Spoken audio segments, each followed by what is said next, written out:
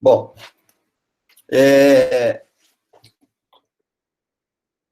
parece que saiu aqui.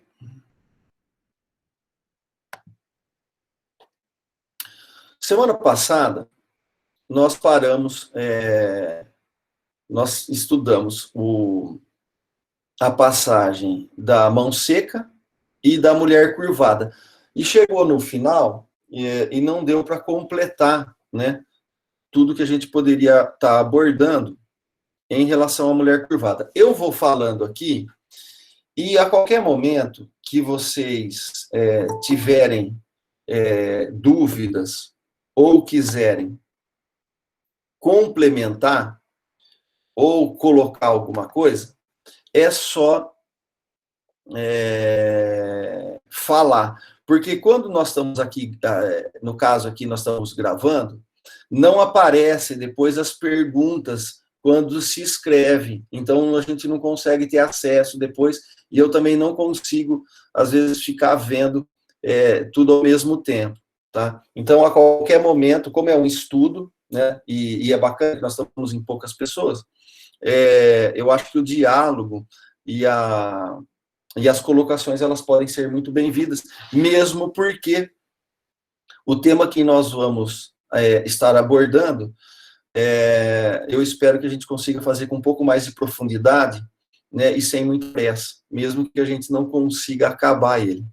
Na semana passada, nós comentamos alguma coisa em cima dessa passagem, né, da passagem 19, no Evangelho, desculpa, na Gênesis, capítulo 15, está lá nos milagres do Evangelho, no item curas, e lá no item 19.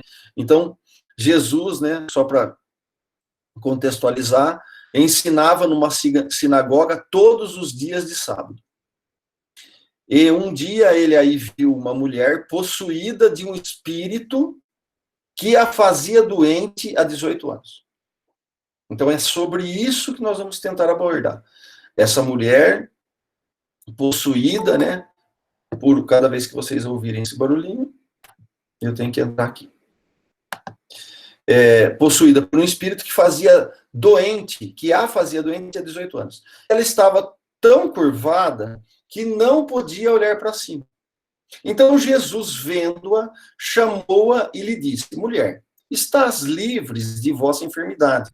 Ao mesmo tempo, ele lhe impôs as mãos e, estando logo ereta, ela rendeu glória a Deus. Mas o chefe da sinagoga, indignado com isso, pois que Jesus tinha curado no dia de sábado, disse ao povo: há 6 dias destinado para trabalhar, vinde nesses dias para serem curados, e não nos dias de sábado. E isso nós abordamos semana passada. O Senhor, tomando a palavra, disse-lhes: hipócritas, há algum de vós que não solta seu boi ou seu asno na manjedoura no dia de sábado, nem conduz a beber? Quer dizer, vai ficar amarrado? Você não vai liberar ele para comer, pelo menos, beber água? Vai deixar morrer de fome? Por que, pois, não é possível livrar-se de seus laços em um dia de sábado dessa filha de Abraão, que Satã tinha mantido assim durante atada, né, durante 18 anos? A esta palavra, todos os seus adversários permaneceram confusos e todo o povo ficou arrebatado de vê-lo fazer tanta ação gloriosa. Isso está lá em São Lucas, capítulo 13, versículos de 7 a 10. Então, nós comentamos que a Joana de Ângeles, nesse livro, Elucidações Psicológicas à Luz do Espiritismo, ela vai estar falando que, na raiz de toda doença, há sempre componentes psíquicos ou espirituais, que são heranças decorrentes da lei de causa e efeito, procedentes de vidas transatas, né, que já foram, e imprimem no Gênesis os fatores propiciadores para a instalação dos distúrbios na área da saúde. Nós comentamos, né, que em Boa Nova, Humberto de Campos traz uma passagem de Tiago conversando com Jesus, aonde Tiago questiona: mestre, sendo Deus tão bondoso, tão misericordioso, por que pune seus filhos com defeitos e moléstias tão horríveis? E Jesus responde para Tiago: acreditas, Tiago, que Deus desça da sua sabedoria e de seu amor para punir seus próprios filhos? O Pai tem o seu plano determinado com respeito à criação inteira. Mas dentro desse plano, a cada criatura cabe uma parte na edificação, pela qual terá de responder, abandonando o trabalho divino para viver ao sabor dos caprichos próprios. A alma cria para si a situação correspondente, trabalhando para reiterar-se no plano divino, depois de haver deixado levar pelas sugestões funestas, contrárias à sua própria sorte. Então, Jesus está colocando para Tiago que nós abandonamos o trabalho divino para vivermos ao sabor dos caprichos próprios. E vamos criando para si mesmos situações correspondentes. E vai ter que ter um retrabalho para reintegrar-se no plano divino. Depois de haver deixado levar pelas sugestões funestas contrárias à sua própria paz. É praticamente a passagem da serpente lá na queda do paraíso na Bíblia. Isso está remetendo a um processo de obsessão. Então, eu vou colocar umas questões para que a gente possa refletir e bem compreender o que estava acontecendo com essa mulher, né, curvada. Né? Pode, no Livro dos Espíritos, questão 473, obsessão. Pode um espírito tomar temporariamente o invólucro corporal de uma pessoa viva, isto é, introduzir-se num corpo animado e obrar em lugar do outro que se acha encarnado nesse corpo? E a espiritualidade responde: o espírito não entra em um corpo como entra numa casa. Identifica-se com o espírito encarnado. Então precisa ter uma identificação, cujos defeitos e qualidades sejam os mesmos com os seus. Então aqui nós temos a similitude, a identificação dos defeitos e das qualidades. Defeitos são de espíritos imperfeitos, maus. Qualidades são de espíritos já que estão galgando melhoras, espíritos que estão buscando a bondade, né, as virtudes. Mas o encarnado é sempre que atua conforme quer sobre a matéria de que se acha revestido. Um espírito não pode substituir-se ao que está encarnado. Por isso que este terá que permanecer ligado ao seu corpo até o termo fixado para a sua existência material. Então, vamos gravar aqui, né, as respostas que a espiritualidade está nos trazendo. E se tiver dúvida, depois a gente vai relendo aí, depois em casa, para a gente poder ir acompanhando. Então, um espírito não pode substituir-se ao que está encarnado. Não tem uma troca. Porque por isso, que este terá que permanecer ligado ao seu corpo. Então, a ligação minha com o meu perispírito e o meu espírito é do meu corpo. Então, não pode ter trocar. Não vai entrar outro no meu lugar e eu vou sair, como tem algumas teorias que às vezes conspiram para essa proposta. Então, nós vamos ter aqui, que na questão 747, mas é preciso que saibas que essa dominação não se efetua nunca sem que aquele que a sofre o consinta, quer por sua fraqueza, quer por desejá-la. Então, como que é essa pergunta na íntegra? Que eu acho que vale a pena que a gente ir analisando. Se não há possessão propriamente dita, quer dizer, coabitação de dois espíritos no mesmo corpo. Então, olha a pergunta de Kardec. É muito importante a gente analisar a pergunta que Kardec está fazendo. Se não há possessão propriamente dita, quer dizer, coabitação de dois espíritos no mesmo corpo. A alma pode encontrar-se na dependência de um outro espírito, de maneira a se ver por ele subjugada ou obsedada ao ponto de ser a sua vontade de alguma forma paralisada, né? Então, deixa eu ver se não tem ninguém entrando aqui. Não. Às vezes. Então, o que Kardec está perguntando? A possessão como coabitação de dois espíritos no mesmo corpo. Ele já está dando a introdução. Ele está dando o tema possessão e ele já está qualificando o que ele está entendendo por possessão na 474. Então, a possessão quer dizer coabitação de dois espíritos por um mesmo corpo. Então, a alma pode encontrar-se na dependência de um outro espírito? Se não há coabitação, de maneira a ver-se ela subjugada ou obsedada ao ponto de ser a sua vontade, daquele espírito que está reencarnado, de alguma forma paralisado, espíritos aí desencarnados ou encarnados, tanto faz, porque é relação de espírito para espírito. Tá? Então, o que é a resposta da espiritualidade? Sim. E são esses os verdadeiros possessos. Mas fica sabendo que essa dominação não se efetua jamais sem a participação daquele que sofre, seja por fraqueza, seja pelo desejo. Frequentemente, se tem tomado por possessos criaturas epiléticas ou loucas, que mais necessitavam de médicos do que de exorcismo. E aí, a espiritualidade aqui faz uma ressalva.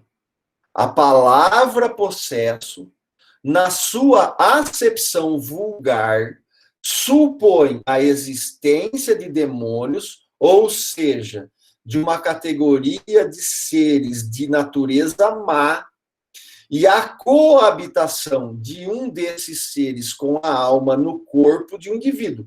Então, a espiritualidade está tomando cuidado para que a gente entenda o que quer dizer processo, como Kardec e a espiritualidade está trazendo para nós.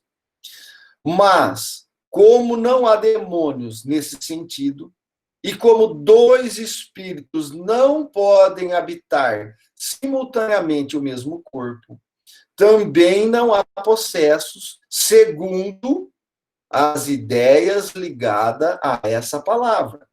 Pela expressão possesso, não se deve entender senão a dependência absoluta da alma em relação ao espírito imperfeito que a subjuguem. Então, o que Jesus trazia na passagem da mulher? Ela, possuída, há 18 anos, estava, como ele fala aqui, né, mantida atada durante 18 anos. Então, muita gente, e eu estou querendo frisar essas duas questões no Livro dos Espíritos, porque muita gente usa essa resposta ou esse entendimento de uma outra forma, que Kardec vai desenvolver na Gênesis. E a espiritualidade não pode ser bipolar. Ela não pode. Kardec pode ter dúvida. E ele ter uma crescente na sua investigação. Não é? Mas a espiritualidade, na sua resposta, não pode ser incongruente. Porque os espíritos, eles já sabiam do que eles estavam falando. Então, o que nós vamos encontrar na Gênesis, lá na frente, e o que nós estamos encontrando no primeiro livro, né? Aliás, o segundo, né? Assim, o primeiro livro é 2 anos antes, com 514 questões, 515, se eu não me engano. E essa, né, tem mais de 1014, se eu não estou enganado. Então, não pode ter incongruência. Então, a espiritualidade está já qualificando o que ela está entendendo de processo. E por essa expressão, não deve-se entender senão a dependência absoluta da alma em relação ao corpo, e não uma coabitação.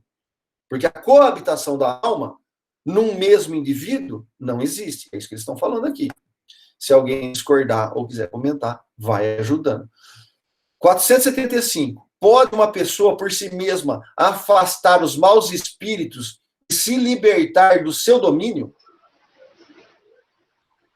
A espiritualidade fala, sempre se pode sacudir um jugo, quando se tem vontade firme. Então, nós vamos precisar ter vontade firme nesse propósito para que a gente possa sacudir esse jugo, para que a gente possa afastar qualquer tipo de espíritos inferiores, né? Ou superiores, porque dependendo da faixa vibratória que a gente está, nós nos afastamos dele e nós nos aproximamos dele. E Kardec continua na questão 476. Não pode acontecer que a fascinação exercida por um mau espírito seja tal que a pessoa subjugada não perceba. Então, uma terceira pessoa pode fazer cessar a sujeição. E, nesse caso, que condição deve essa terceira pessoa preencher?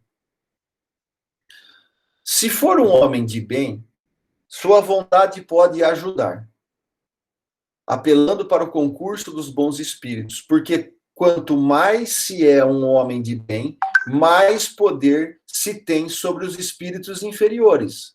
Poder, que poder que é? Um poder mágico, mirabolante? Não, é um poder moral. Para afastar e sobre os bons, para atrair. Não obstante, essa terceira pessoa seria impotente se aquele que está subjugado não se prestasse a isso, pois há pessoas que se comprazem numa dependência que satisfaz os seus gostos e os seus desejos.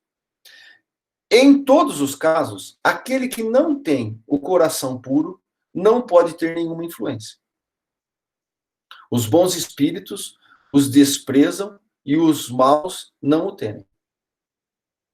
Então, as coisas elas vão funcionando no intercâmbio pela similitude das nossas intenções, desejos e gosto. Esse tipo de coisa é vontade do espírito. Não tem a ver com a relação dos sentidos do corpo, mas tem a ver com ligações da alma. Então, Kardec pergunta, as fórmulas de exorcismo têm qualquer eficácia contra os maus espíritos? E a resposta é categórica, não. Quando esses espíritos veem alguém tomá-la a sério, riem e se obstinam, né? Então, eles ficam ali dando corda, fazendo graça, porque o medo pode impulsionar tudo isso, né? Então, essa base é muito importante para que a gente compreenda como que está funcionando o caso da mulher curvada. Porque esse simbolismo, o simbologismo dela estar curvada e não conseguir olhar para cima é muito profundo. Porque se nós estivermos sobre um subjugo, sobre um comprazimento, sobre uma sintonia de um agente negativo, porque eu também gosto daquilo, eu não consigo erguer a cabeça. E aqui, nós passamos a ser um, né? Em intenção, em desejo, em objetivo. Então, eu me animo e me alimento não só de pão, como já dizia Jesus. Então, ele vai continuando assim, há pessoas animadas de boas intenções e nem por isso menos obsedada. Qual é o melhor meio de se livrar dos espíritos obsessores? Como é que eu faço para acontecer isso? Cansar-lhe a paciência, não dar nenhuma atenção às suas sugestões, mostrar-lhe que perdem tempo. Então, quando eles veem que nada tem a fazer, se retiram. A prece é o meio eficaz para curar a obsessão? a prece, nos diz a espiritualidade, é um poderoso socorro para todos os casos, a saber, que não é suficiente murmurar algumas palavras para obter o que deseja. De novo lá, não é por simbolismo, não é por repetição mecânica, não é por trejeitos. Deus assiste aos que agem, aos que levantam, aos que andam, aos que vão de encontro, e não aos que o limitam a pedir. Cumpre, portanto, que o obsedado faça de seu lado o que for necessário para destruir em si mesmo a causa que atrai o mau espírito. Então, a minha sintonia de desejo, a minha sintonia de gosto, a minha sintonia de coisas vis é o que me liga a qualquer tipo de espírito inferior, como a gente liga a um rádio, uma televisão, ou a internet. Então, nós precisamos utilizar da prece, mas ela só não é suficiente se não tiver o nosso agir na bondade e o nosso agir na busca da cura. O que se deve pensar da expulsão dos demônios de que se fala no Evangelho? E aí eles vão, de novo, nos fazer um alerta. Depende da interpretação. Se chamais demônio a um mau espírito que subjuga o indivíduo, quando a sua influência for destruída, ele será verdadeiramente expulso. Por quê? Se aquele que me subjuga, se aquela influência eu destruir, aquele subjugo eu expulsei. Vou para a prática. Se eu fumo demais e tem um espírito do outro lado que também deseja esse fumo porque não se libertou ainda, eu e ele seremos um nessa impulsionar da vontade. Acende mais um cigarro, acende mais um cigarro. E eu vou acender. Por quê? Porque existe uma afinidade de gostos, de desejos e de intenções. Quando que eu paro com esse subjugo? Quando eu cessar a influência de não fumar. E assim, para qualquer tipo de situações que a gente querer trazer aqui de exemplo.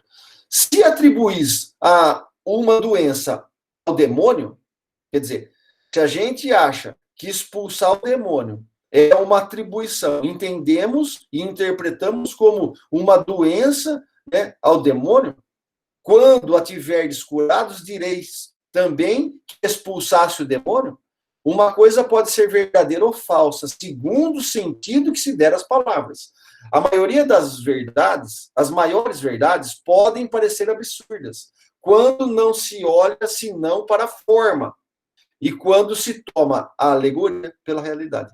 Compreendei bem isto e procurai retê-lo, o que é de aplicação geral. Então, nós precisamos, quando nos expressarmos, sabermos qual que é os sentidos que nós estamos trazendo para a palavra, porque senão nós vamos fazer uma confusão danada. Então, nós passamos, né, na primeira aula que nós fizemos aqui nessa plataforma, né, o estudo dos fluidos, né? Mas só para recapitular aqui, né, para quem não participou, o fluido universal, como se viu, é o elemento primitivo do corpo carnal e do perispírito, que apenas são transformações dele. Então, nós temos o fluido cósmico universal, né, que dele deriva toda a matéria, formou o nosso planeta Terra, e do fluido espiritual modificado do nosso planeta é que o nosso corpo, tanto perispiritual, tanto como carnal, tira os elementos primitivos, que é apenas a transformação desse fluido. Pela identidade de sua natureza, então pela identidade desse fluido que retiramos para formar o nosso corpo perispiritual e o nosso corpo carnal, esse fluido pode fornecer ao corpo os princípios reparadores, estando condensado no perispírito. Então, aonde isso é muito importante, eu estou voltando para a gente prestar bem atenção. Aonde está condensado os fluidos reparadores que podem fornecer ao nosso corpo. Ele está condensado no perispírito, que é o agente propulsor, onde o agente propulsor é o espírito, seja encarnado ou seja desencarnado. Isso está na Gênesis, no capítulo 14, os fluidos, item 31. Tá? Então, todo o processo de cura, todo o processo de similitude, todo o processo de união, perispírito a perispírito, intenção a intenção, o agente propulsor é o nosso espírito, seja desencarnado, seja encarnado. E é no perispírito que estão os princípios dos fluidos que utilizaremos para a afinidade ou para o afastamento. Desse conjunto, se nós bem compreendermos, isso é muito importante para a gente avançar, é desse conjunto que saem todos os efeitos mediúnicos, sejam de materialização, sejam de escrita, de fala, de subjugação, de possessão e de qualquer tipo, ou até de movimentação de objetos, como nós vamos ver. Tá? Então, a cura se opera pela substituição de uma molécula doente por uma sadia. O poder do curador será proporcional à pureza de quem? Da substância perispiritual inoculada. E ela depende também da energia de quem? Do espírito. E de quem? Da vontade. Que provocam uma emissão fluídica mais abundante e dão ao fluido uma força maior de penetração. Então, a cura, ela vai ser pela vontade, pelo pensamento, pelo olhar, pela imposição da mão, mas não necessariamente pela imposição da mão. Ela pode ser, no Livro dos Médiuns, Kardec desenvolve isso, pode ser pelo pensamento, pelo olhar, pelo a distância. Então, nós temos que bem entender esses pontos para que a gente possa avançar. No item 32, os efeitos da ação fluídica sobre os doentes são extremamente variáveis, conforme as circunstâncias. Então, nós vamos ter N tipo de efeito de ação fluídica. E vai depender da circunstância e de muitas variáveis. Algumas vezes, ela pode ser lenta e requer tratamento prolongado como magnetismo comum. O magnetismo comum aqui é o magnetismo animal. É o magnetismo que eu tenho porque eu estou encarnado. Então, o meu perispírito, como está encarnado, o fluido, do meu perispírito que eu posso irradiar, ele é o magnetismo animal, magnetismo mesmérico, magnetismo comum, é tudo a mesma coisa que Kardec está trazendo. Outras vezes podem ser rápidas, como uma corrente elétrica. Há pessoas dotadas de um poder tal que curam instantaneamente certos doentes com a simples imposição das mãos, ou mesmo só por um ato da vontade. Nós comentamos isso, O gigante deitado, ele conseguia dar passe, tetraplégico, só mexia assim.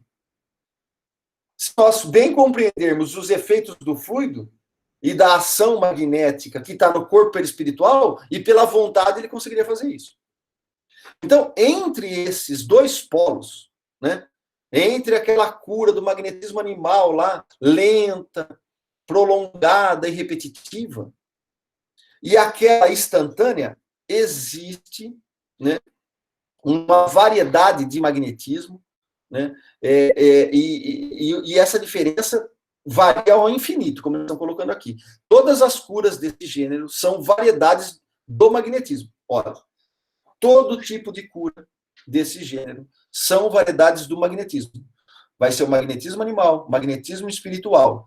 O magnetismo animal é do corpo fluídico do encarnado. O magnetismo espiritual é do corpo fluídico do desencarnado. E só diferem pela potência e rapidez da ação. O princípio, nos diz Kardec, é sempre o mesmo. O fluido desempenha o papel de agente terapêutico, cujo efeito está subordinado à sua qualidade e às circunstâncias especiais. Tudo bem? Posso ir avançando aí? Qualquer dúvida, breca aí. E no item 33, isso que está aqui, Kardec vai tirar da Revista Espírita de uma comunicação de 2 magnetistas e 3 comunicações de Mesmer. E vai ter um resumo. A ação magnética pode se produzir de várias maneiras. Primeiro, pelo fluido do magnetizador. É o magnetismo propriamente dito, magnetismo humano, cuja ação está subordinada à potência e, sobretudo, à qualidade do fluido. Aonde está a qualidade do fluido? No corpo perispiritual. Então, não está na minha mão, não está no meu pé, não está no meu olho, não está na minha boca. Está no fluido do meu perispírito. E a qualidade, boa ou má, vai da minha envergadura moral. Então, no magnetizador humano, o Chico, com certeza, tinha muito mais magnetismo saudável, com uma qualidade muito melhor do que a minha. Então, é questão de lógica. Existe um outro jeito, que é pelo fluido dos espíritos. Olha o que eles falam aqui. Agindo sobre o encarnado direto, sem intermediário. Então, o que acontece? O espírito, que está aqui do nosso lado agora, nosso anjo da guarda, nossos familiares, os protetores da casa, estão utilizando desses recursos, do primeiro e do segundo. O segundo, como que acontece? O nosso anjo da guarda, os trabalhadores da casa, vão jogar os seus fluidos diretamente para o meu perispírito, sem um passista, como está acontecendo com vocês. Então, é um passe direto, vamos dizer assim, né? Não é esse termo que Kardec usa, mas só para a gente entender. E nós temos um terceiro, que é o fluido que os espíritos derramam sobre o magnetizador e que ele serve de condutor. Então, aí você tem a figura do passista, ou melhor, até mais potência, do médium curador, que são duas coisas diferentes, aonde o espírito joga o influxo no passista ou no médium que tem a capacidade de cura, e esse, junto, misto, um passe semi-espiritual ou humano espiritual, como Kardec está colocando aqui, o fluido espiritual combinado com o fluido humano dá a este último a qualidade que me falta. Então, o concurso dos espíritos em semelhantes circunstâncias é, por vezes, espontâneo, mas o mais comum é que o apelo do magnetizador o provoque. Então, nós vamos dar um passe, vamos ter que fazer um recolhimento, fazer uma prece, para que a gente possa, né, estar chamando ao nosso lado, pelo menos, o nosso anjo da guarda. Os maus espíritos, no item 45, abundam em volta da Terra. Por quê? Porque a Terra é condenada, castigada por Deus? Não. Porque nós estamos num mundo de prova e expiação, onde a maioria de nós somos maus por desejo, intenção e gosto. O mal me compra. Ô, Arthur, mas você está falando que eu estou falando que é o que eu sinto. Se eu tenho atração por coisas erradas, eu sou mal nesse momento, independente do grau de maldade. Ah, eu não mato mais. Mas eu matei a esperança da minha filha hoje, matei a alegria da minha esposa e devo ter matado um monte de outras coisas, uma formiga que eu passei no chão, uma abelha, não sei. Então, depende do que nós estamos falando. Então, a ação malfazeja faz parte dos flagelos com os quais a humanidade é alvo aqui embaixo. Nesse estágio, nós vamos sofrer a influência malfazejas de espíritos com similitudes de intenções. A obsessão, que é um dos efeitos dessa ação, como as doenças e todas as atribulações da vida, devem, pois, ser consideradas uma prova normal ou uma expiação aceita como tal. Então, a obsessão é uma ação persistente de um mau espírito que exerce sobre o indivíduo, tá? Então, na 46, vou correr aqui, senão não vamos chegar no fim. Igualmente como as doenças, são o resultado das imperfeições físicas que tornam o corpo acessível às influências perniciosas exteriores, Então, o vírus do coronavírus vai atingir todo mundo? Pode atingir. Vai surtir efeito em todo mundo? Não. Por quê? Porque vai ter uma finalidade, um propósito para cada um, e se isso for ter um objetivo real e salutar, nós vamos contrair qualquer tipo de doença, seja o coronavírus, seja um câncer, seja qualquer coisa. Porque essas imperfeições, elas são acessíveis às influências perniciosas que estão no exterior. A obsessão é sempre uma imperfeição moral, que dá entrada ao mau espírito. Então, como é que eu me ligo perispiritualmente? O fluido perispiritual não está no meu corpo perispiritual? A minha imperfeição moral é o que vai me ligar por similitude. Então, o meu desejo de beber vai fazer com que, por similitude, eu arraste, imantando em mim mesmo várias pessoas que estão na mesma sintonia. E assim é o tabagismo, assim é a ira, é a raiva, é a maledicência, é o xingamento. Podemos aqui dar vários exemplos, né? Então, a obsessão é quase sempre um fato de vingança, né? E aí ele vai falando no item 46. No item 47, a obsessão, na obsessão, o espírito age exteriormente.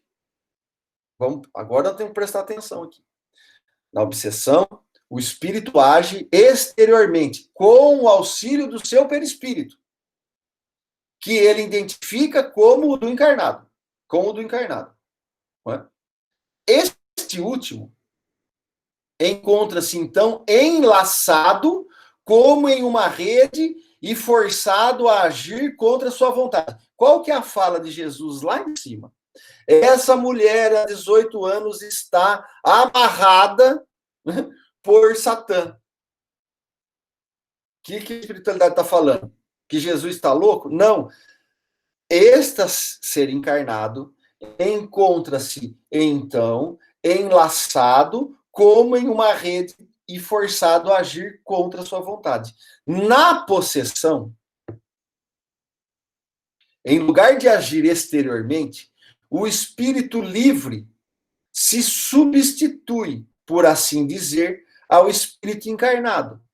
Faz eleição de domicílio em seu corpo, sem que, contudo, esse deixe definitivamente o que não pode ter lugar senão com a morte. Então, essa questão 47, ela não está em discordância a 474 do Livro dos Espíritos, de quase 10 anos para trás. A resposta da espiritualidade, ela é igual. E aqui, deixa eu só ver onde que está aqui. Só para ver se eu não pulei aqui um item aqui. A possessão é, pois, sempre temporária e intermitente, porque o espírito desencarnado não pode tomar definitivamente o lugar e a dignidade de um espírito encarnado, atentando que a união molecular do perispírito e do corpo só pode se operar no momento da concepção. Então, quando vai existir a união molecular do perispírito e do corpo? Só no momento da concepção. E quando vai desatar isso? Só no momento da morte. Por isso que dois espíritos não ocupam o mesmo corpo no mesmo momento. O espírito, na posse momentânea do corpo, serve-se dele como o seu próprio. Fala por sua boca, vê pelos seus olhos, atua com seus braços, como se tivesse feito de sua vivência. Não é mais como na mediunidade psicofônica, na qual o espírito encarnado fala, transmitindo o pensamento do espírito desencarnado. É este último, ele próprio, que fala e que atua. E se o tiver conhecido em vida, reconhecê-lo-á pela sua linguagem, sua voz, pelos seus gestos e até pela expressão da sua fisionomia. E aí, na 48, a obsessão é sempre uma ocorrência de um espírito malfeitor. Então, na obsessão, é sempre uma ocorrência, uma junção de similitudes, de desejos, de intenções e de vontades, de uma imperfeição, de um espírito mal. Porque tudo que for contrário ao bom é mal. Certo? A possessão pode ser a atuação de um bom espírito que quer falar. Muitas das vezes, nós temos a impressão que a palavra possessão, como a espiritualidade qualificou na questão 473 do Livro dos Espíritos, lá, 8 anos para trás. E eles falaram, olha, a possessão aqui, nós estamos respondendo em cima desse conceito. Agora, a espiritualidade está trazendo um outro conceito. A possessão pode ser a atuação de um bom espírito que quer falar e, para causar maior impressão em seu ouvinte, toma emprestado o corpo de um encarnado que lhe empresta voluntariamente como se emprestasse a sua veste. Como se faz sem nenhuma perturbação e nenhum mal-estar. E durante esse tempo, o espírito se encontra onde? Em liberdade, como no estado de emancipação.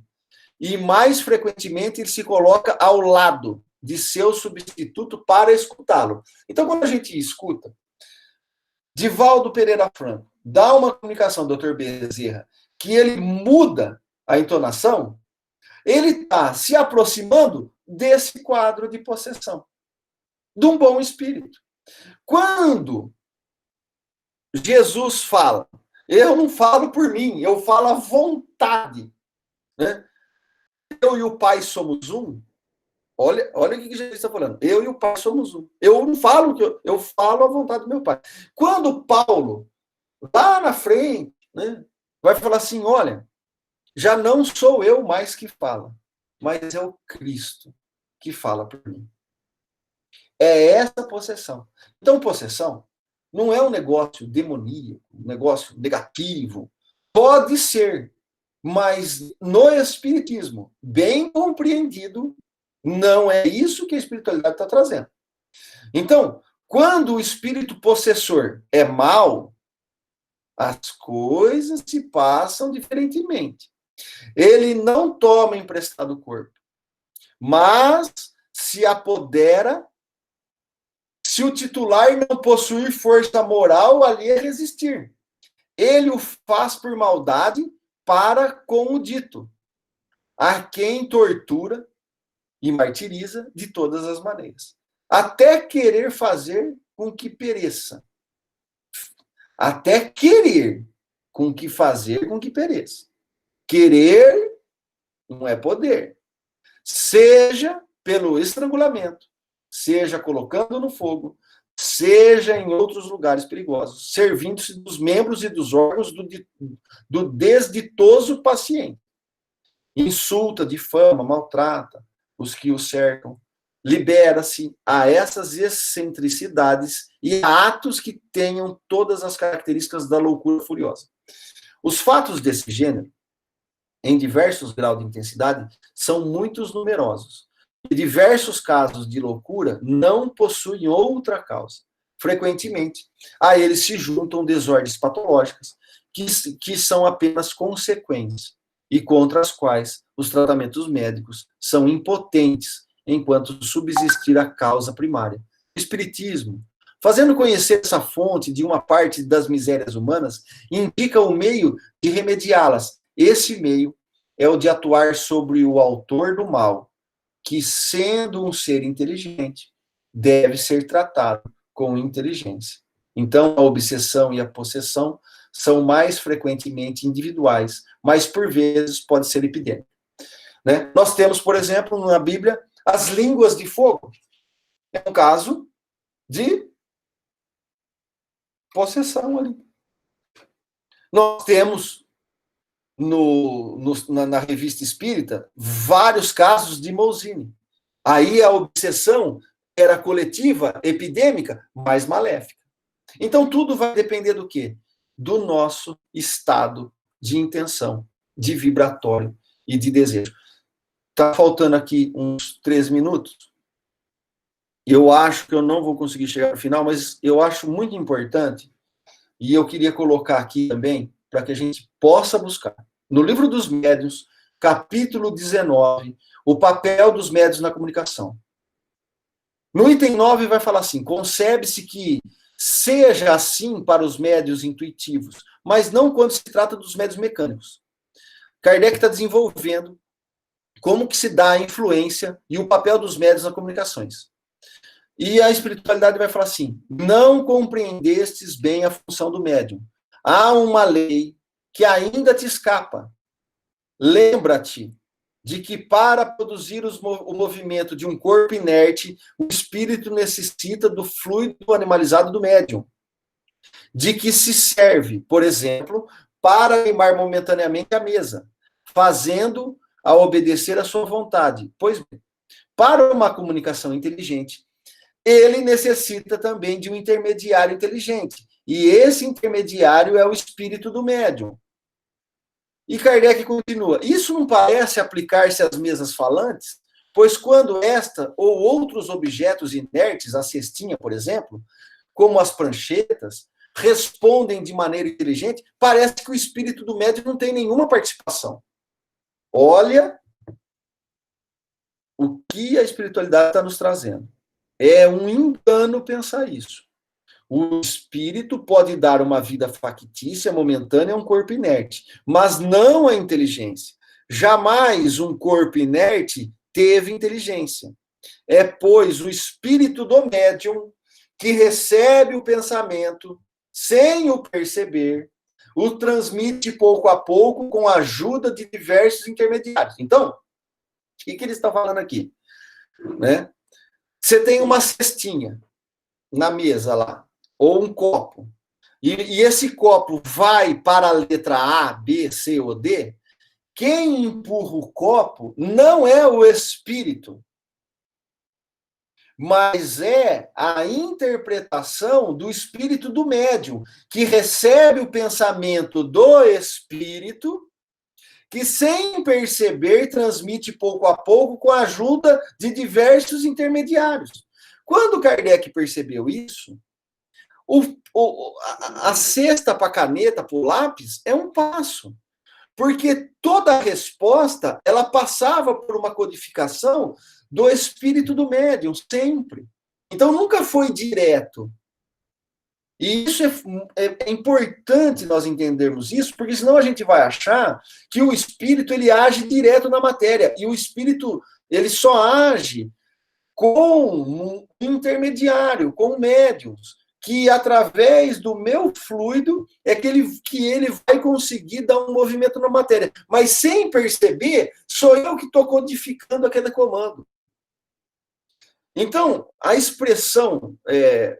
o Herculano Pires ele fala assim, na expressão do francês sou isso, tem sido traduzida em vários livros dos médiuns a seu mau grado. Quando você fala assim que um espírito empurrou um copo a seu mau grado, é completamente diferente, né, de que ele falar que do jeito que o Herculano está trazendo aqui. Então, o espírito do médium recebe o pensamento e o transmite pelos diversos intermediários ou instrumentos, mesa, cesta, cadeira, o que vocês quiserem, sem perceber exatamente o que faz sobre o impulso do comunicante. Então, se nós conseguirmos bem entender o que eles estão trazendo nesse item 9A, os nossos conceitos de relações, elas vão mudar nas reuniões mediúnicas, nos processos de passe e nas interações com os espíritos. O espírito não entra e não toma meu corpo e faz o que quer. Eu fico do lado, mesmo na possessão, eu fico do lado e empresto os meus órgãos, mas em verdade, eu só estou tendo uma similitude de energia de vontade, de intenção tão grande, que a minha voz sai como a voz quando ele tinha encarnado. Mas eu estou ali do lado. Então, não tem dois espíritos coabitando o mesmo corpo, mas tem uma junção e um influxo tão grande de simbiose que parece que somos um. Eu e o Pai sou um. Não sou eu mais que falo, é o Cristo que fala por mim. Eu, quem sabe, um dia, né? Eu daqui, não sou eu que falo, agora é meu anjo que está falando. Um dia, de tanto treinar, a gente vai chegar lá. Né? Eu tenho fé nesse negócio. Então, parece resultar dessa explicação, Kardec estava meio perdido nesse negócio. Né? Você vê que uma coisa, né? Parece resultar dessa explicação que o espírito do médium não é jamais completamente passivo. E a espiritualidade está falando assim, ele é passivo quando não mistura a sua própria ideia, quando ele não põe a sua vontade. Aí ele é passivo, porque ele deixa passar na íntegra. Então o Chico, nas suas obras, tem mais certezas de não ter animismo ou influência pessoal, por quê? Porque a passividade do Chico de tentar, com o seu controle, com a sua habilidade e com a sua conquista moral, de interferir o menos possível. Ah, era 100%? Não sei. Aí eu deixo para a espiritualidade. Eu não sei. Mas o que eu sei é que se eu for fazer isso, vai ter um monte de coisa minha. Por quê? Porque eu estou fazendo por maldade? Não. Porque o mecanismo bem compreendido, o animismo faz parte de qualquer médium. Né? O Eurípides Formiga fala assim, o médium que muito duvida não faz nada. Então, seu concurso é indispensável como intermediário, mesmo quando se trata dos chamados médios mecânicos. Então, mesmo quando o médium é mecânico, o concurso do intermediário porque senão não é mediunidade. Mediunidade precisa de um medianeiro, precisa de um espírito encarnado para ter. Então, a passividade do médium é assim como uma concordância, determinada pela sua própria vontade. É uma conivência. Pode falar que eu vou escrever. Então, ele nunca se anula 100%, mas serve de boa vontade. Então, um bom instrumento, um bom médium, é aquele que deixa a passividade com menos influência anímica possível. Por isso, que na mulher encurvada, para a gente ir fechando aqui, falta 6 minutos, e ela não podia, de modo algum, se endireitar. Por quê? Porque ela estava sob o subjugo da influência de um peso maior que eu não aguento. Então, se eu tiver 3 espíritos aqui, fala, Arthur, vai beber, e se eu puser a possibilidade de beber, o que vai virar? Vai virar uma farra. Então, eu tenho que ter uma firmeza moral. Eu tenho que resistir a uma tendência. Então, é sempre uma dívida moral que se encarrega de produzir sincronia entre o antigo algoz e a vítima anterior. O mais é resultado da perseverança dos indigitados cobradores e das debilidades morais daqueles que lhe passam a sofrer assédio. Então, Emmanuel fala, em Searas do Médico, que nós receberemos, portanto, variados apelos, nascido do campo mental de todas as inteligências encarnadas e desencarnadas. Não tem jeito. Fala assim, olha, tem um espírito do teu lado. Ai, não precisa ter medo. Porque a influência mental, ela é normal. O que nós precisamos ter medo é dos maus conselhos. Então, todas as inteligências encarnadas ou desencarnadas que se afinem comigo ou contigo, tentando influenciar-me ou influenciar-te através das ondas inúmeras de que se revela a gama infinita dos pensamentos da humanidade. Mas se buscarmos o Cristo, não ignoras que a altura lhe brilha a faixa. Então, a renovação moral é o único caminho para que o obsidiado, se não procurar-se diariamente num trabalho de perseverança, de autodomínio, de autoeducação, progredindo incessantemente na moral e na sua edificação espiritual, jamais deixará de sentir obsidiado. Porque pode sair quando... Você tira um espírito obsessor, mas o problema está comigo. Aí eu tenho o desejo insano. Vai vir outros. Ou vai ser eu comigo mesmo, vai ser uma auto-obsessão.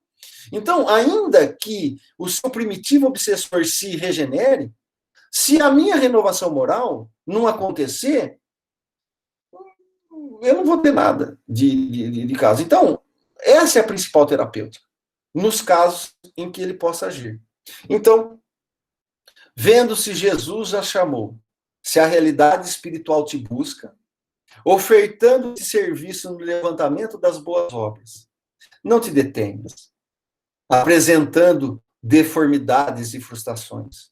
No clima da Boa Nova, todos nós encontramos recursos de cura e reabilitação.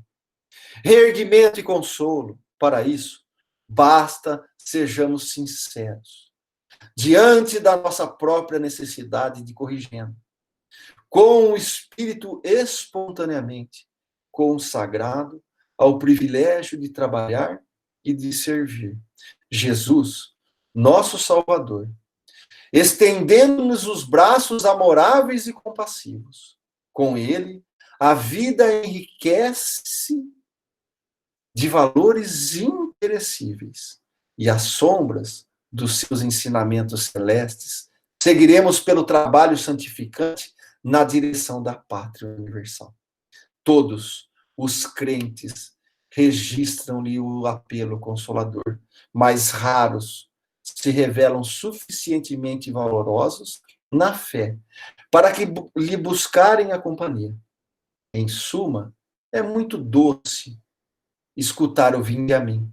Entretanto, para falar com verdade, já consegues ir? Como bússola, o evangelho, sabemos perfeitamente onde se localiza o bem e o mal. Razão por que dispomos todos nós do leme da vontade. O problema de sintonia corre por nossa conta. O bem é tudo que é conforme a lei de Deus. O mal é tudo que lhe é contrário. Assim, fazer o bem é proceder de acordo com as leis de Deus. E fazer o mal é infringi-la. Fazer o bem, estamos no caminho certo. Fazer o mal, estamos na imperfeição, com a guarda aberta para qualquer tipo de obsessão. Seja simples, subjugação, né? Então, sempre urge a oportunidade, o tempo, em que as vinculações menos felizes chegam ao seu término. São os momentos em que o saneamento dos padrões negativos, que por vezes nos acompanham por períodos milenares, encontram o seu ponto final.